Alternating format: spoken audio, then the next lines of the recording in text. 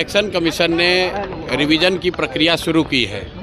अगर वो बता रहे हैं कि इसमें नेपाली बांग्लादेशी हैं तो ये बड़े चिंता की बात है, क्योंकि इसी इलेक्टोरल रोल से अभी 1-1.5 साल पहले पार्लियामेंट का चुनाव हुआ है।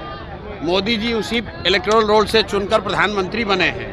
तो क्या इलेक्शन कमीशन ये मान रहा है, स्वीकार कर रहा है कि जिस इलेक्टोरल रोल से लोकसभा का चुनाव हुआ उसमें बहुत सारे बांग्लादेशी या दूसरे गैर कानूनी लोग उस इलेक्टोरल रोल में हैं? और दूसरी जो बड़ी बात है कि अगर ये लोग बिहार में आके रह रहे हैं तो बिहार में तो भाजपा की, नीतीश की ही सरकार है। ये लोग कैसे रह रहे हैं, पुलिस प्रशासन क्या कर रहा है, ये भी चिंता का बात है। और सरकार की संवैधानिक संस्था कह रही है कि बहुत सारे नेपाली बांग्लादेशी यहाँ पर आके रह रहे हैं और उन्होंने इलेक्टोरल रोल में बाकायदा अपना नाम लिखवाया है। तो नीतीश सरकार को जवाब देना चाहिए कि ऐसे लोगों को बिहार में आकर रहने का, यहाँ की सुविधाओं का फ़ायदा उठाने का, यहाँ वोट देने का अधिकार उनकी सरकार के रहते कैसे संभव हो पाया है।